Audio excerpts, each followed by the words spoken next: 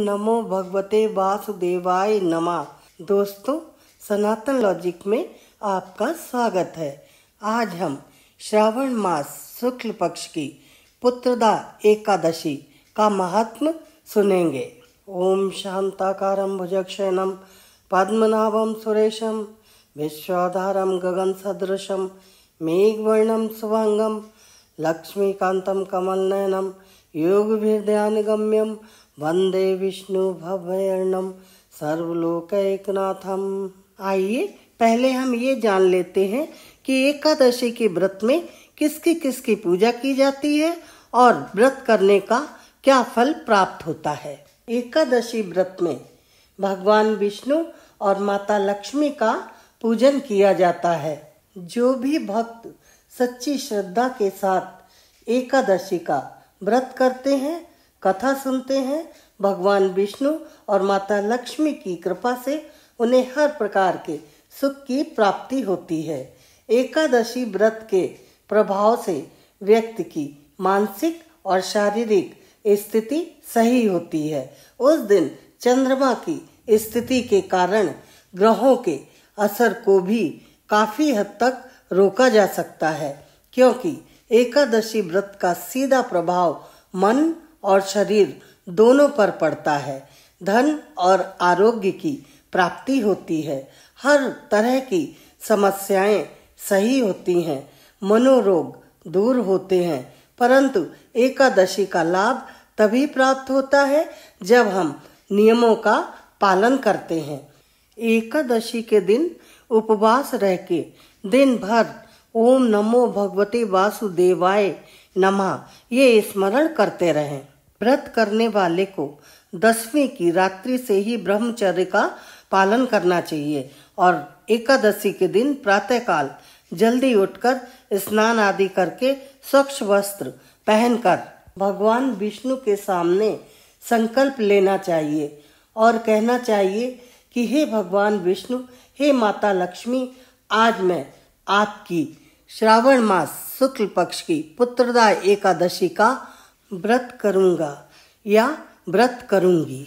संकल्प लेते समय आपकी जो भी मनोकामना है वह आप भगवान से जरूर कहिए। भगवान विष्णु और माता लक्ष्मी अवश्य ही आपकी मनोकामना पूरी करेंगे। एकादशी व्रत करने वाले को इस दिन असत्य नहीं बोलना चाहिए या कटु शब्द नहीं बोलना चाहिए। अपने से बड़े बुजुर्गों का आदर करना चाहिए। मैं आपको पूजा की विधि बताऊंगी। स्नान आदि से निवृत्त होकर पीले वस्त्र पहनकर पीले वस्त्र पर बैठकर सीधे हाथ में जल लेकर पूर्व दिशा की ओर मुंह करके फल फूल गंध अक्षत आदि लेकर भगवान विष्णु और माता लक्ष्मी का पूजन करें। इस तरह से पंचमोपचार या षोडशोपचार पूजन दिन में 2 बार करें। ऐसा करने से आपको मनोवांछित फल की प्राप्ति होगी। आइए अब हम श्रावण मास शुक्ल पक्ष की पुत्रदा एकादशी का महात्म जानते हैं। एक बार श्री कृष्ण भगवान और युधिष्ठिर दोनों जने बैठे थे। युधिष्ठिर ने भगवान श्री कृष्ण से पूछा, हे मधुसूदन, श्रावण के शुक्ल पक्ष में किस नाम की एकादशी होती है? कृपया मेरे सामने उसका वर्णन कीजिए। भगवान श्री कृष्ण बोले, राजन, प्राचीन काल की बात है। द्वापर युग के प्रारंभ का समय था। माहिष्मतीपुर में राजा महिजीत अपने राज्य का पालन करते थे, किंतु उन्हें कोई पुत्र नहीं था।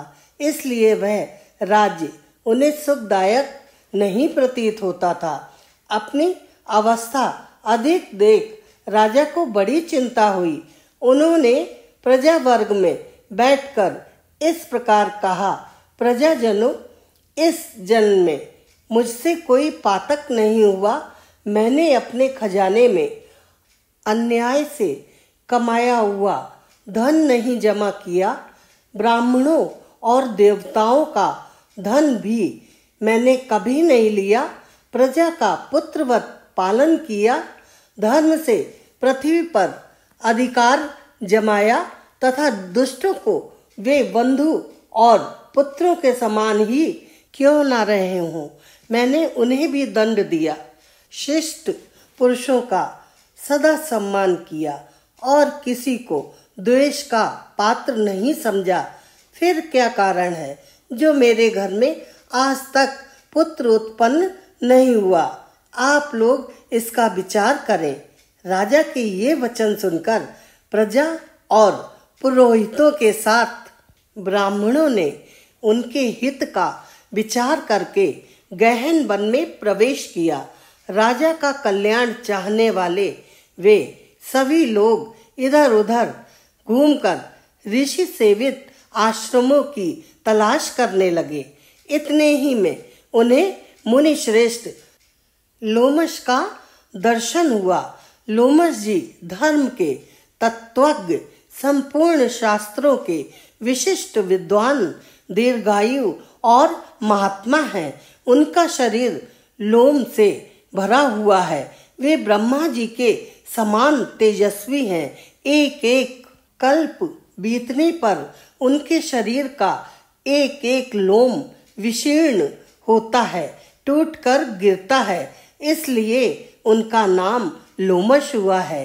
वे महामुनि तीनों लोकों की बातें जानते हैं। उन्हें देखकर सब लोगों को बड़ा हर्ष हुआ। उन्हें निकट आया देख लोमश जी ने पूछा, तुम सब लोग किस लिए यहाँ आए हो? अपने आगमन का कारण बताओ। तुम लोगों के लिए जो हितकर कार्य होगा उसे मैं अवश्य करूँगा। तब प्रजा ने कहा, हे ब्राह्मण श्रेष्ठ, इस समय महिजीत नाम वाले जो राजा हैं उन्हें कोई पुत्र नहीं है। हम लोग उन्हीं की प्रजा हैं जिनका उन्होंने पुत्र की भांति पालन किया है। उन्हें पुत्रहीन देख उनके दुख से दुखित हो हम तपस्या करने का दृढ़ निश्चय करके यहाँ आए हैं।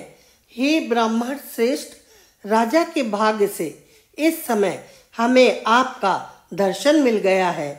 महापुरुषों के दर्शन से ही मनुष्यों के सब कार्य सिद्ध हो जाते हैं। हे मुने, अब हमें उस उपाय का उपदेश कीजिए जिससे राजा को पुत्र की प्राप्ति हो। उनकी बात सुनकर महर्षि लोमश 2 घड़ी तक ध्यान मग्न हो गए। तत्पश्चात राजा के प्राचीन जन्म का वृत्तांत जानकर उन्होंने कहा, प्रजावृंद सुनो, राजा महिजित पूर्व जन्म में मनुष्यों को चूसने वाला धनहीन वैश्य था। वह वैश्य गांव-गांव घूमकर व्यापार किया करता था। एक दिन जेठ के शुक्ल पक्ष में 10वीं तिथि को जब दोपहर का सूर्य तप रहा था, वह गांव की सीमा में एक जलाशय पर पहुंचा। पानी से भरी हुई बावली देखकर वैश्य ने वहां जल पीने का विचार किया। इतने ही में वहां बछड़े के साथ एक गौ भी आ पहुंची। वह प्यास से व्याकुल और ताप से पीड़ित थी, अतः बावली में जाकर जल पीने लगी। वैश्य ने पानी पीती हुई गाय को हाँक कर दूर हटा दिया और स्वयं पानी पिया। उसी पाप कर्म के कारण राजा इस समय पुत्रहीन हुए हैं। किसी जन्म के पुण्य से इन्हें अकंटक राज्य की प्राप्ति हुई है।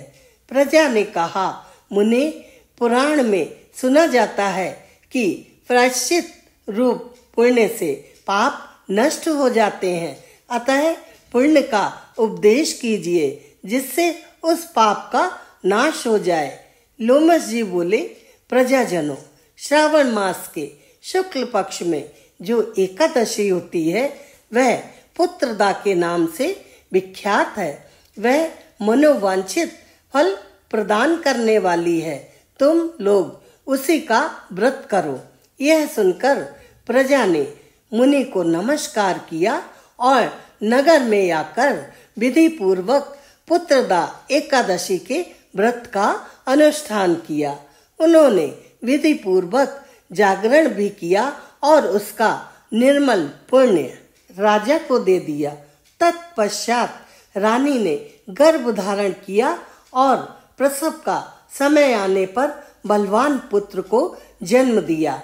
इसका महात्म्य सुनकर मनुष्य पाप से मुक्त हो जाते हैं तथा इस लोक में सुख पाकर परलोक में स्वर्गीय गति को प्राप्त होते हैं। तो भक्तों, प्रेम से बोलिए भगवान विष्णु और माता लक्ष्मी की जय। ओम नमो भगवते वासुदेवाय नमः। दोस्तों, जाने से पहले लाइक के बटन को दबा दीजिए और चैनल को सब्सक्राइब कर दीजिए। जय भगवान विष्णु, जय माता लक्ष्मी।